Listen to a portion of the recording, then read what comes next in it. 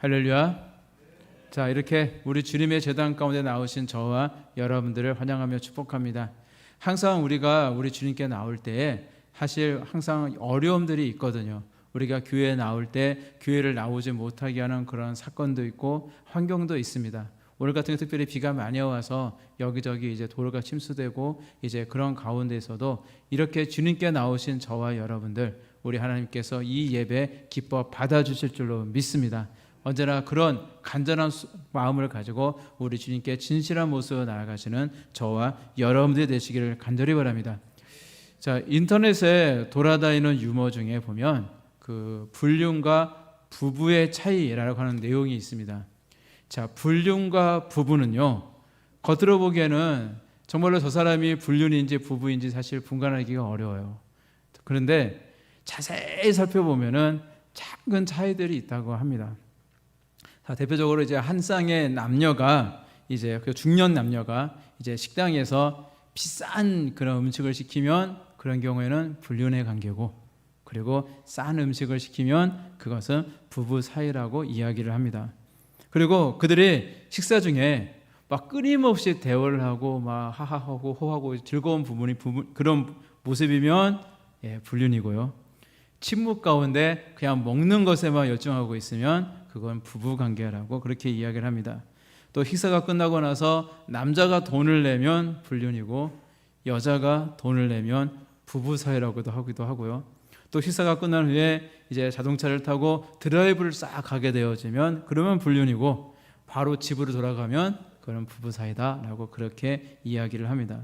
자, 그렇다면 지금 여러분들의 삶은 어떤 모습인 것 같습니까? 여러분들의 그 부부의 모습은 어떤 모습인지 한번 생각해 보시길 바랍니다. 저는 사실 이런 생각이 들더라고요. 자, 부부도요, 때로는 불륜처럼 살면 좋겠다라는 그런 생각을 하게 되어집니다. 평소에 돈을 아끼며 살아가는 거 그게 중요하지만 때로는 식당에 가서 좋은 비싼 음식도 같이 먹고 시켜 먹어보고, 그때 그냥 밥만 먹지 말고 서로 알콩달콩 좋은 이야기도 좀 나눴으면 좋겠고요. 그리고 식사가 끝나면 남편이든 아내든 그냥 좋은 차가 있으면 차라도 하나 같이 이렇게 타서 먹거나 아니면은 커피를 타와도 좋을 것 같고, 또 서로 그렇게 누가 계산하니 그런 거 아니라 서로 그렇게 선뜻 계산도 하고, 이왕이면 식사 후에 함께 드라이브도 즐기며 뭔가 그렇게 재미나게 살면 참 좋을 것 같습니다. 누구나 흔히 갖게 되어지는 일상적이고 소소한 이야기이기는 하지만 이러한 작은 일상에서부터 시작해서 이 작은 차이가 사실은 그 부부의 행복을 좌우하는 것이 아닌가라는 생각을 해보게 되어집니다. 자, 우리의 인생은 길지 않잖아요. 짧습니다. 세월이 흐를수록 정말로 짧은 인생이라는 것을 우리가 늘 실감하고 살아가고 있는데, 이왕이면 그런 같은 삶이라고 할지라도 정말로 즐겁고 행복하게 사시는 저와 여러분들이 되시면 좋겠습니다. 그리고 특히 우리가 신앙생활 할 때도 마찬가지입니다. 우리의 모습이 우리가 신앙생활을 하고 우리 예수님을 믿고 있는데 이왕이면 행복한 부부의 모습처럼 우리의 신앙생활도 행복한 신앙생활이 되시기를 간절히 바랍니다. 자, 우리는 모두가 이 땅에 태어날 때 사명을 가지고 태어났습니다. 제가 국민학교 4학년 때로 기억을 하는데, 지금은 초등학교지만 제 때는 국민학교였잖아요. 국민학교 4학년 때 담임 선생님이요, 집에 보내지도 않으면서 뭐를 외우게 시키셨어요. 뭐냐면 그게 국민교육헌장이라는 것을 암기를 시켰습니다. 혹시 그런 경험이 있는지 모르겠어요. 그 당시에 초등학교 4학년짜리가 뭘 알겠어요. 근데 그 말도 어려운데 잘 이해도 안 되는 말을요, 선생님이 학교도 집에도 보내주지 않으면서 막 시키니까, 그러니까 무슨 내용인지도 이해가 되지 않으면서 선생님이 하라니까 무작정 외우느라고 참 고생했던 기억이 지금도 납니다. 그 국민교육헌장을 찾아보니까 그 박정희 대통령 시절에 1968년에 발표된 거라고 하더라고요. 제가 그래도 학교 다닐 때 그래도 80년대 초반이었는데, 초등학교 때 4학년이면은 한 86년쯤, 84년쯤 됐을까요? 아마 그랬을 것 같은데, 그런데 그 전보다 훨씬 몇 년 전에 발표된 것. 근데 그것을 그때 뭐 선생님이 막 강압적으로 외우라고 해서 외웠던 기억이 있습니다. 지금은 다 기억이 안 나요. 제가 생각해 보면 그때 제가 약간 좀 뺀질되느라고 다 외우지도 못했거든요. 그래서 제가 외우는 데까지 기억이 나는데 뭐 이런 내용입니다. 우리는 민족 증흥의 역사적 사명을 띠고 이 땅에 태어났다. 조상의 비난을 오늘에 되살려 자주 독립의 자세를 확립하고 인류 공영에 이바지할 때다. 우리는 이를 밝혀 교육의 지표로 삼는다. 이거 초등학교 4학년 이해할 수 있겠어요? 네, 근데 이런 걸 막 시켰어요. 자, 그런데 이 앞부분의 내용이 참 인상적인 것 같아요. 뭐라고 그렇게 되냐? 우리는 민족 증흥의 역사적 사명을 띠고 이 땅에 태어났다. 이게 시작이거든요. 우리가 이 땅에 태어난 이유가요, 우리 민족이 더 발전하고 성장하게 하기 위해서 우리가 이 땅에 태어났다라는 이야기입니다. 이처럼 일반 사회에서도요, 이 땅에 태어난 이유와 목적에 대해서 이렇게 분명하게 설명하고 있는데, 하나님의 자녀들이고 살아계신 하나님을 믿는다고 하는 저와 여러분들이 그냥 막연하고 무작정 살아가셔야 되겠습니까? 왜냐하면 우리야말로 이 땅에 태어난 분명한 이유와 목적과 사명을 가지고 이 땅에 태어난 줄로 믿습니다. 그래서 악한 사단은요, 우리가 그 사명을 감당하지 못하게 하려고 길을 쓰고 방해하는 것입니다. 그래서 하나님께 크게 쓰임받을 만한 그런 사람이 있을 때 그 아이가 성장하게 되어지면 이 사단의 입장에서 자기들이 함부로 못하는 큰 존재가 되어버리니까 아직 아무런 힘도 없는 그런 어린 시절부터 이 약한 사단이 괴롭히는 거거든요. 그래서 그 아이가 믿음이 성장하지 못하게 하고 좋은 교회를 만나지 못하게 하고 사명을 깨닫지 못하게 하고 하나님께 능력받지 못하게 하고 그리고 그 아이에게 계속 그냥 절망감을 심어줘서 빨리 그냥 자살하게 만들어서 지옥으로 끌고 가고자 하는 것이 악한 사단의 술수다라는 것입니다. 자, 우리 둘께 찾아오시는 많은 분들 가운데 그러한 고통 중에 오시는 분들이 참 많이 계십니다. 그래서 우리는요, 정신을 바짝 차려야 되는 거예요. 악한 사단이요, 길을 쓰고 저 방해를 한다면 우리도 길을 쓰고 하나님을 바라봐야 되고요, 우리가 길을 쓰고 우리 믿음으로 나아가고 우리가 더욱더 길을 쓰고 기도로 나아가고 능력받고 악한 사단과 대적하고 싸워 이기며 승리하며 맡은 바 사명을 정말 충실히 정말 감당하시고 완수하시는 저와 여러분들이 되시기를 간절히 바랍니다. 자, 하나님께 받은 사명이라고 하면 뭔가 말은 거창한 것 같은데 그게 구체적으로 무엇인지에 대해서 잘 와닿지 않을 때가 아마 있으실 거예요. 좀 막연하다라는 생각을 하실 때도 있을 겁니다. 그래서 누군가가 만약 저한테 지용종 목사에게 저희 사명이 무엇입니까? 라고 묻는다면 저는 이렇게 대답할 것 같습니다. 저의 사명은 하나님의 뜻을 이루어 드리는 것입니다. 하나님의 뜻을 받드는 것입니다. 저는 아마 그런 대답을 할 것 같아요. 우리를 향하신 하나님의 뜻이 무엇이 있을까? 우리가 예수님을 잘 믿는 거예요. 그것이 사실 하나님의 뜻이라면 그것이 우리의 사명이 되는 거예요. 교회 안에서 어려운 성도들을 위해서 기도하는 것, 아니면 이 땅에 어려운 사람들을 돕는 것이요, 아니면 주님 알지 못하는 수많은 영혼들에게 우리 예수님을 전하는 거죠. 우리 하나님께서 저와 여러분들에게 저 원하시는 것을, 우리 하나님의 뜻을 우리가 나열해 본다면 아마 굉장히 많이 있을 것입니다. 그리고 우리 하나님은 우리의 사명인 우리 하나님의 뜻을 이루어 나아갈 수 있도록 우리에게 좀 더 구체적인 측면에서 어떤 걸 하시냐면 우리에게 비전을 주시는 겁니다. 우리의 그 사명을 감당하라고 비전을 우리에게 주시는 거예요. 그래서 우리는 하나님이 주신 비전을 통해서 우리 하나님의 뜻을 하나씩 이루어 갈 수가 있는 것입니다. 따라서 우리 도우리교회의 비전이 뭐냐면 뭐 한 번에 10만 명이 예배드릴 수 있는 그런 잠실 경기장보다 더 큰, 위에서 보면 성경책을 펴놓은 모양의 그런 말씀 대성전이라고 보통 이야기를 하지만 그 말씀 대성전 자체가 비전이 아니고요, 그것을 이룰 수 있는 힘, 그리고 재정, 성도들, 인프라를 가지고 우리 하나님께서 살아계시다는 사실을 우리가 전해야 되고요, 그리고 수많은 어려운 사람들을 우리는 도와야 되고요, 우리 하나님께서 기뻐하시는 일들을 많이 행하는 것입니다. 그래서 궁극적으로 이 땅에 우리의 구주이신 예수님을 온전히 전하는 것이 바로 우리 도우리 비전이고 사명인 줄로 믿습니다. 그래서 이 땅에 사명을 이루기 위한 그런 다양한 비전들이 존재를 해요. 우리 도리교만 비전이 있는 것이 아니라 이 땅의 모든 교회는 다 하나님이 주신 비전들을 다 가지고 있습니다. 결국에는 그 비전은 우리 예수님께로 향해 있는 것이고요. 결국에는 이 땅의 영혼을 구하는데 그 목적이 있는 것입니다.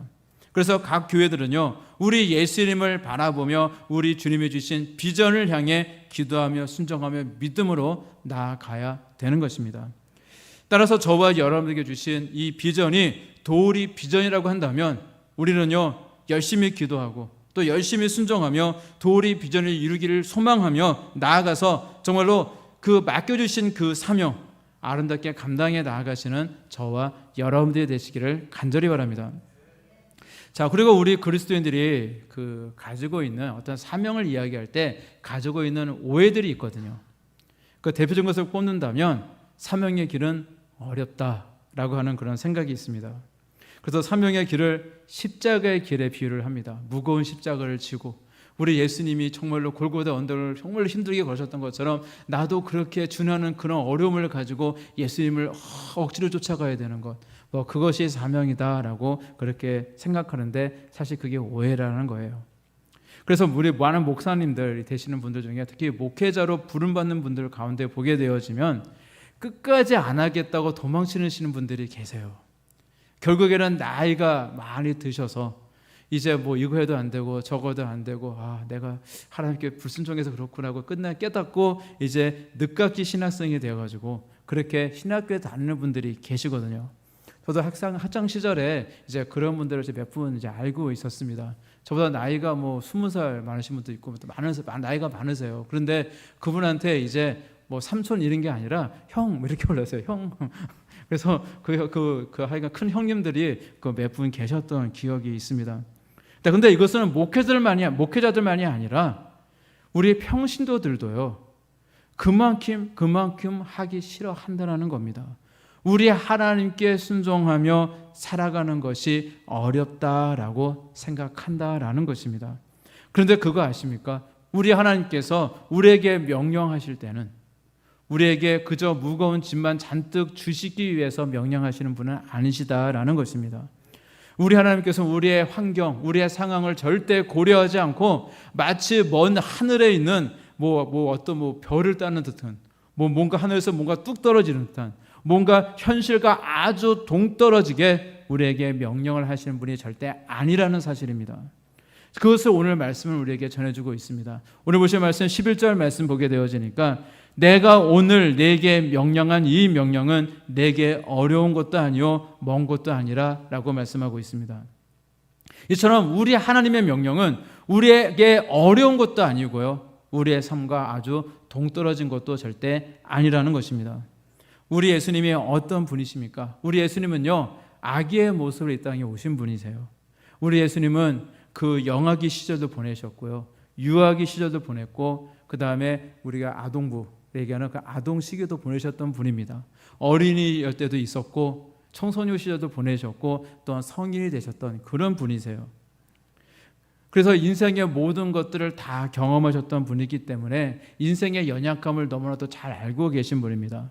그리고 또한 우리를 위해 그 생명과 그 피를 아낌없이 다 내어주셨던 분이 바로 우리 예수님이십니다. 그리고 지금도 우리를 떠나지 않으시고, 그리고 임마누엘의 하나님이시잖아요. 늘 우리와 함께 하시고 늘 동행하시고 우리를 인도하고 계시며 우리에게 힘과 능력을 주시는 살아계신 하나님이신 줄로 믿습니다.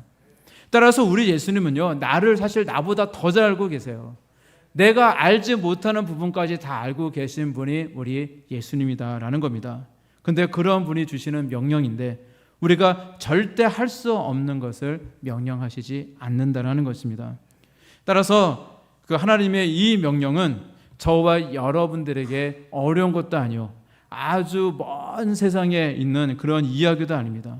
절대 우리가 할 수 없는 것을, 불가능한 것을 명령하신 것도 아니고요, 우리가 능히 다 할 수 있는 것을 명령하신다라는 것입니다.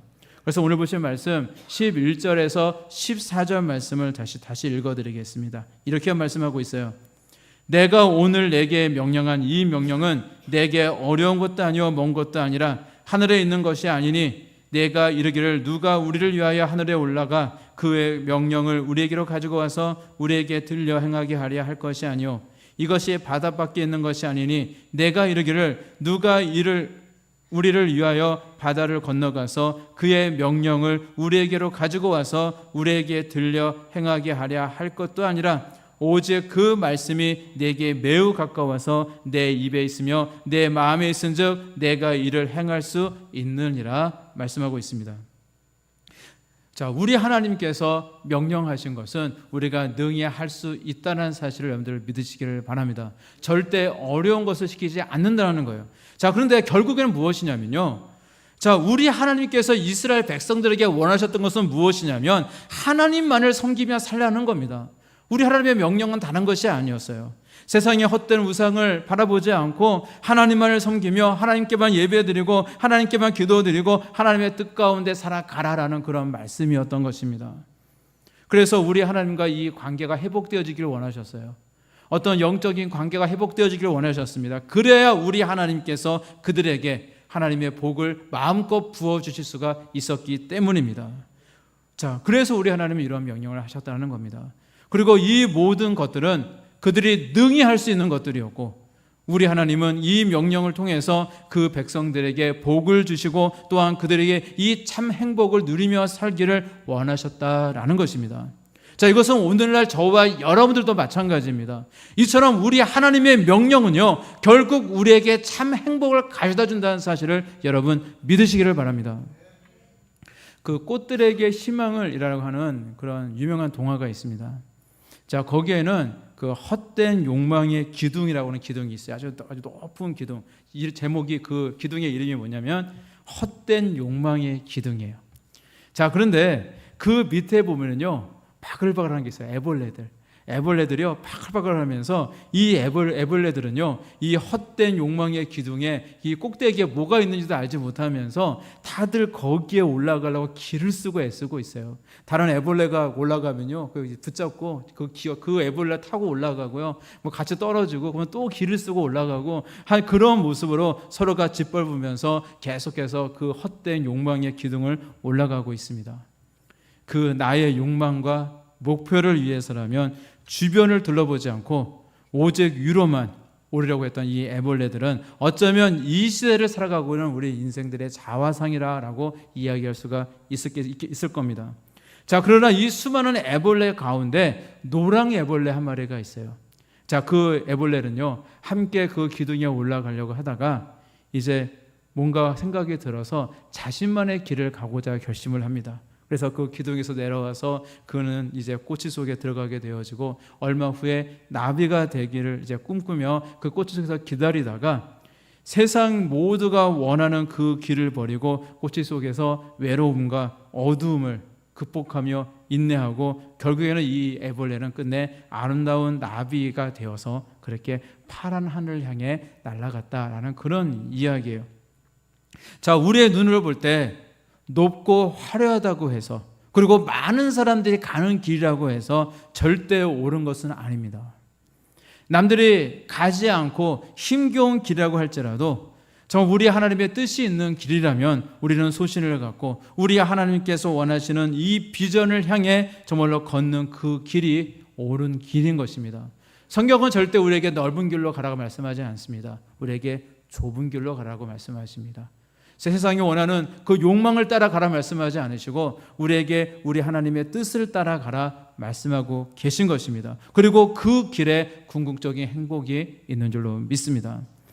자, 우리가 아무리 힘들다고 할지라도요 우리는 그 길이 어디로 향해 가고 있는지 우리가 정확히 안다면 그리고 우리가 그 길 끝에 무엇이 있는지 어떤 상급이 있는지를 우리가 정확하게 안다면 우리는 참을 수 있어요. 아무리 현실이 힘들고 정말 어렵다고 할지라도 그 끝에 행복이 있고 응답이 있다면 못 참을 사람은 아무도 없을 겁니다. 다 참을 수 있습니다. 참고 인내해서 그 내 눈에 보이는 그 목표 지점까지 갈 수 있다는 겁니다. 그래서 우리가 사명을 받은 사명자로서 우리가 비전의 길로 갈 때 중요한 것이 무엇이냐? 바로 믿음입니다. 그래서 믿음이 중요한 거예요. 아무것도 보이지 않고 이 길 끝에 응답이 있고 참 행복이 있고 주님의 뜻이 있다고 하는 그 믿음이 있어요. 아무것도 보이지 않는 환경 속에서도 우리는 묵묵히 그 길로 나아갈 수가 있다는 것입니다. 따라서 여러분들의 믿음의 눈을 여시기를 바랍니다. 인생에 닫혀진 그 눈으로 사지 마시고 믿음의 눈을 활짝 열어서 우리 예수님을 바라보시기를 바랍니다. 그래서 정말로 이 시간도 우리의 길을 개척하고 계시고 우리를 이끌고 계시고 우리에게 분명한 비전의 길을 제시하고 계시는 우리 주님만을 바라보시기를 간절히 바랍니다. 우리는 인생의 초행길입니다. 인생 2번 사신 분은 아무도 없어요. 그래서 한 치 앞도 알지 못하는 그런 연약한 존재들이지만 우리를 이끄시는 우리 하나님은요, 우리 인생길을 훤히 다 내다보시고 다 알고 계시는 분이라는 사실을 여러분들 믿으시기를 바랍니다. 자, 그래서 우리가 좀 더 깊이 우리가 생각해 보면요, 자, 저와 여러분들이 인생의 길을 제대로 찾아간다는 것은 사실 불가능한 일입니다. 왜냐하면 자, 우리가 가는 인생길은요, 초행길이에요. 아무도 이 길을 가본 사람이 없어요. 우리에게는 뭐 내비게이션도 없고요, 뭐 어떤 인생이라고 하는 어떤 지도도 없습니다. 그냥 무작정 우리가 인생을 살기 때문에, 그렇기 때문에 우리 인생은요, 절대 바른 길로 갈 수가 없어요.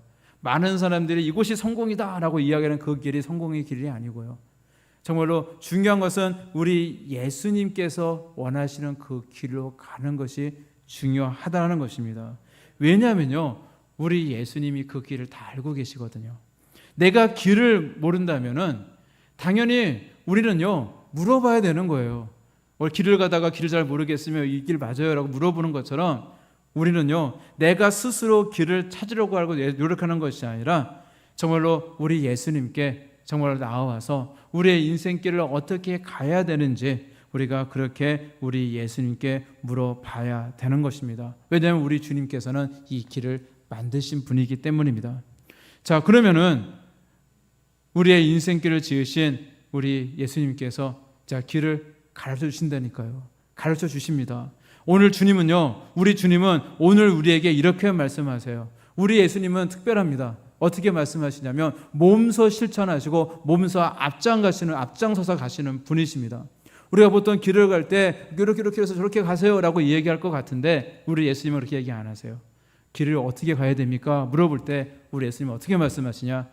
나를 따라오너라. 이게 예수님의 리더십입니다. 그래서 우리는요, 우리 예수님만 바라보며 나가면 되는 겁니다. 요한복음 14장 6절 말씀을 보게 되어지면 예수님은 내가 곧 길이요 진리요 생명이니라고 분명히 말씀하셨어요. 따라서 우리 예수님께서 알려주시는 그 길로 나아갈 때에, 우리 예수님께서 가신 그 발자취를 따라 우리가 나아갈 때에 궁극적으로 우리는 행복의 길로 나아갈 수가 있는 줄로 믿습니다. 여러분, 절대 딴 길로 가지 마십시오. 자, 이곳에 길이 있다, 저곳에 길이 있다 하면서 얼마나 많은 이단과 사이비들이 이 땅에 많이 있는지 모릅니다. 절대 현혹되지도 마시고 다른 믿지 않는 사람들이 가는 그 넓어 보이는 그 길로도 가지 마시고 따라가지 마시고 오직 우리 주님께서 알려주시는 좁은 길로만 나아가시기를 바랍니다. 그리고 끝까지 순종하며 우리가 끝까지 참고 인내하셔서 마침내 우리 주님께서 주시는 응답 꼭 받으시고요, 그리고 우리 주님이 주시는 복과 은혜 가운데 살아가시는 저와 여러분들이 되시기를 간절히 바랍니다. 특별히 오늘 보신 이 말씀 신명기의 말씀은 그 모세가 죽기 전에 했던 모세의 마지막 설교다라고 그런 별명이 붙어있는 말씀이 바로 이 신명기 말씀입니다. 모세는요, 이 약속의 땅 가나안 땅에 들어가기 전에 이 요단강을 건너기 직전 이 출애굽의 전 과정을 다 돌아보면서 이제 총 3번의 설교를 이스라엘 백성들에 하게 되어져요. 그리고 이 설교들이 모아져서 이제 기록된 그 성경 말씀이 바로 신명기 말씀입니다. 그리고 오늘 읽으신 말씀은 이 세 가지 이 설교 중에 마지막 부분인 이 3번째 설교에 해당되는 부분이고요. 자, 그리고 29장에서 30장까지의 말씀이 이 마지막 이 3번째 설교에 해당되는데, 그 중에서 오늘 읽으신 이 짧은 4절의 말씀은 신명기 이 30장에 있는 이 말씀은 이 3번째 설교 중에서도 가장 마지막에 있는 결론 부분입니다. 그러니까 제일 중요한 부분이라고 할 수 있어요. 아마 여러분들이 아마 글을 한번 써보신 적이 있을 겁니다. 그리고 우리가 글을 분석할 때 이제 수능할 때 많이 하잖아요. 막 아무리 많은 얘기가 막 있다 해도 그게 중요한 게 아니라 마지막에 그러므로 이 말이 나오면 여기 핵심이에요. 그렇잖아요. 많은 이야기는 그냥 한 이야기고 중요한 것은 그러므로 우리 이렇게 해야 됩니다 하면은 그건 미괄시 문장이고 그 밑에 거기에 핵심적인 내용이 있다 해서 거기가 주제를 딱 써놓고 그걸 주제를 쓰면 그게 시험 문제거든요. 마치 그와 같이 우리 많은 이야기를 했지만 바로 결론적으로 오늘 보신 이 본문의 말씀을 하고 있는 것입니다. 그리고 또한 이 신명기 30장의 내용은 신명기서의 그 결론만 해당되는 것이 아니라 이제 모세 오경이라고 우리가 이야기하는 창세기, 출애굽기, 레위기, 민수기, 신명기 이 전체의 내용 중에 이제 가장 마지막에 있는 부분으로서 이 전체 모세 오경의 결론에 해당된다라고 그렇게 이야기할 수도 있습니다. 그만큼 중요하다는 겁니다. 그러니까 오늘 말씀을 잘 경청하시기를 바랍니다. 그리고 오늘 말씀은 이 모세의 유언에 대한 말씀이거든요. 신명기 전체가 모세의 유언이라고 이야기할 수 있지만 그 중에서도 오늘 말씀은 그 유언 중 가운데서도 결론인 만큼 많이 중요하다라는 것입니다. 네, 근데 그거 아세요?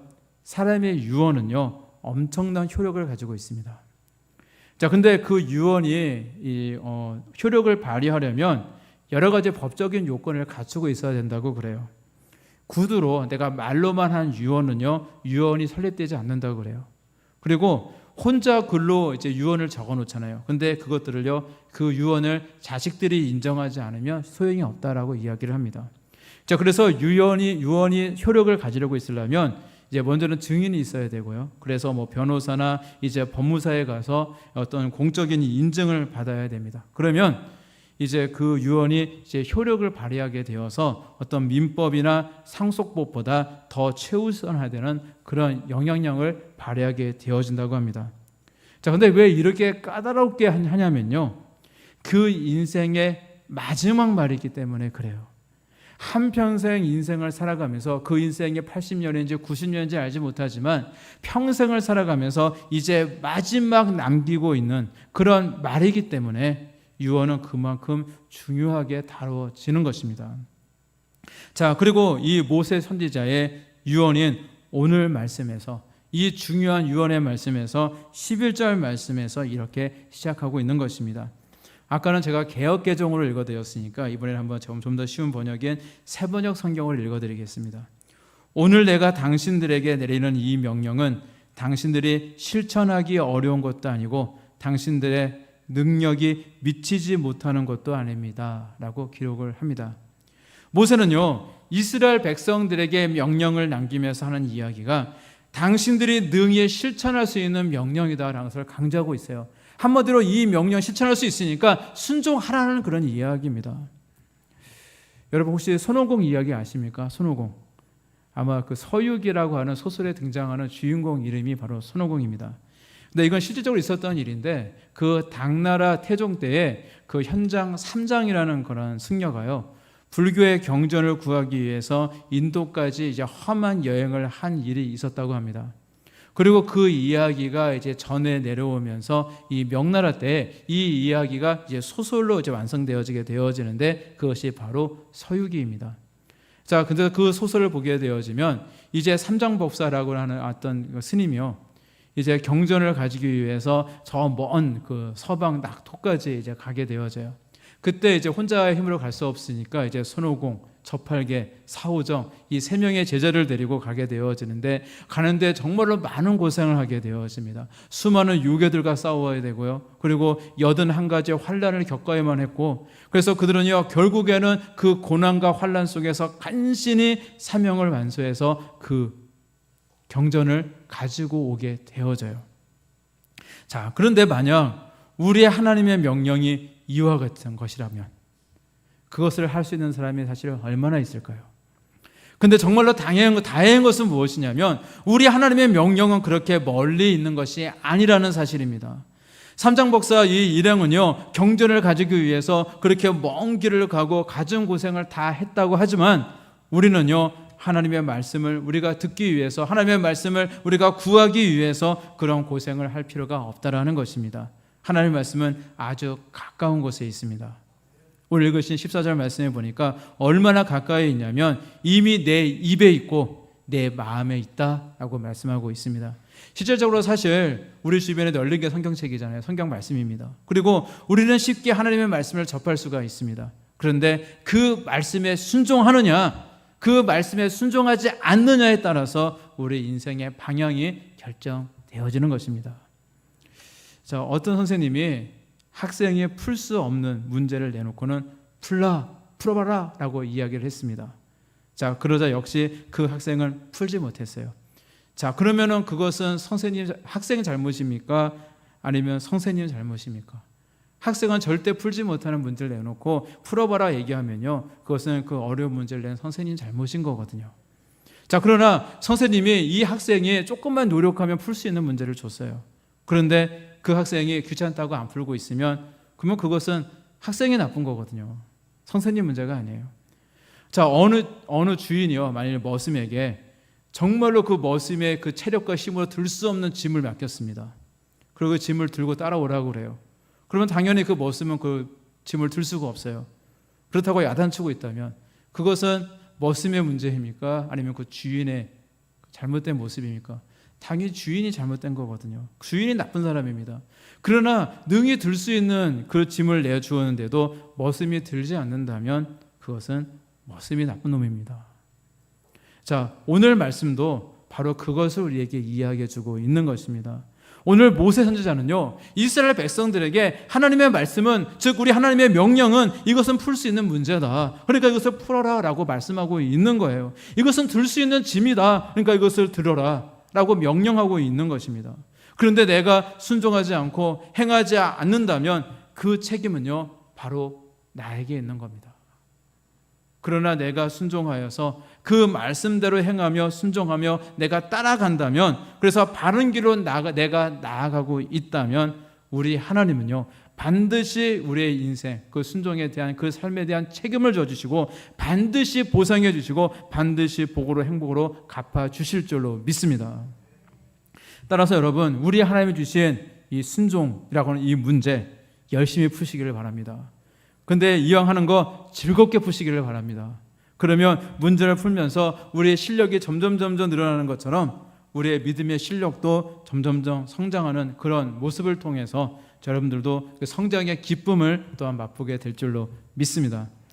자, 여러분, 그 모세가 얼마나 마음이 다급하고 얼마나 중요한 문제였으면 그가 죽기 전에 마지막으로 젖먹는 힘까지 다해서 총동원해서 이 말씀을 남겼겠습니까? 사실 모세의 관심은요, 하나님의 백성들인 이스라엘 백성들이 잘되고 행복하게 사는 것이었습니다. 마치 아버지가 그 어린 자식들이 건강하고 바르고 행복하게 살기를 원하는 그런 마음처럼, 바로 모세가 그런 영적인 아비의 모습처럼 가지고 정말로 그들 이스라엘 백성들이 이 약속의 땅인 이 가나안 땅에 들어가는 바로 이 문전 앞에서 그들이 가나안 땅에 들어가서도 영원토록 행복하고 영원토록 잘 살기를 모세는 원했다는 것입니다. 그래서 그는 젖먹는 힘까지 다해서 정말 늙은 몸이고 기력이 없는 상황 속에서도 이 말씀을 끝까지 남겼다라는 것입니다. 이것은 우리 주님의 마음도 사실 같습니다. 우리 주님도요, 우리가 이 땅에서 살아가면서 행복하게 살기를 원하시는 줄로 믿습니다. 이 사실을 믿으시기를 바랍니다. 우리가 지금 고난이 있고 환난이 있고 연단이 있다 할지라도 이것은 과정일 뿐입니다. 결국에는 이 좁은 길을 통해서 하나님은 우리에게 놀라운 복과 은혜와 행복을 주신다는 사실을 여러분들 믿으시기를 바랍니다. 자, 그런데 한번 생각해 보시길 바랍니다. 자, 하나님의 명령이고 뜻이니까, 자, 힘들어도 안 하면 안 될 것 같으니까 내가 억지로 막 끌려가듯이 얼굴은 다 울상이 돼서 그냥 마지못해서 내가 신앙생활을 한다면, 자, 우리는요, 인생 한 번 사는 거잖아요. 나중에 되게 억울할 것 같아요. 내가 만약 그런 인생만 살아갔다면. 나이가 들수록 우리는 추억을 먹고 산다고 이야기를 해요. 그래서 제가 그걸 많이 느끼는 게 뭐냐면, 제가 이제 지금 83세가 되신 저 장모님이 계세요. 근데 이제 장모님이 뭔가 말씀에 물꼬가 트이시면 이제 과거의 이야기를 쭉 얘기하십니다. 그러면 그 듣는 게 굉장히 힘들어요. 왜냐하면 제가 사투리를 잘 못 알아듣는데 저절로 사투리로 막 뭐라고 얘기하시면은 못 알아들으면 제가 집사람한테 번역 좀 해줘 막 그러면서 이야기를 듣곤 하거든요. 그런데 그렇게 나이가 먹을수록 우리는 추억을 먹고 산다라고 그렇게 이야기를 하는데, 우리의 추억을 생각할 때 맨날 힘들었던 것만 생각나고 억지로 교회에 끌려갔던 것만 생각이 난다면 나이가 내가 먹는 것도 굉장히 서글픈 일인데 추억도 변변치 못해서 되게 억울할 것 같다라는 생각이 들더라고요. 따라서 여러분, 이왕 하는 거, 이왕 좁은 길로 가기로 마음을 먹었다면 즐거운 마음으로 순종하시기를 바랍니다. 늘 우리를 사랑하시는 우리 예수님만을 바라보시기를 바랍니다. 절대 사람 보지 마시고 환경 보지 마시고 나를 사랑하시는 우리 예수님만을 바라볼 수 있다면 사실 우리는요, 우리 마음속 깊은 곳에서 솟아나는 그런 힘과 소망이 있게 되는 줄로 믿습니다. 따라서 삼형제의 길로 간다고 해서 뭐 얼굴은 완전히 울상이고 힘에 겨워서 가는 그런 모습이 아니라 나를 불러주신 우리 하나님이 얼마나 감사합니까? 나를 구원해 주신 것도 굉장히 감사한데, 근데 거기다가 나를 쓰시겠다고 귀한 비전의 자리로 불러주신 우리 하나님, 얼마나 감사한 일입니까? 따라서 우리 주님이 정말로 우리를 사랑하시는 정말로 그 마음을 우리가 깨닫게 된다면 우리가 행복하지 않을 수가 없는 것입니다. 나를 얼마나 사랑하시는지, 나를 얼마나 돌보고 계시고 지금도 나에게 얼마나 큰 은혜를 주고 계시는지를 우리가 깨달을 수만 있다면 우리는 더 이상 힘들다고 어렵다고 이야기하지 않을 것입니다. 늘 감사하고 행복이 철철철 흘러 넘치게 될 줄로 믿습니다. 자, 언제나 이러한 긍정적인 마음을 가지시라고요. 그리고 우리 하나님께서 원하시는 그 말씀에 끝까지 순종하며 늘 끝까지 믿음으로 나아가셔서 정말 멋진 사명자로서의 그 삶을 살아가시고 우리 주님께 주신 진짜 복도 받으시고 늘 행복한 삶을 살아가시는 저와 여러분들이 되시기를 우리 주님의 이름으로 간절히 축원합니다. 기도하시겠습니다.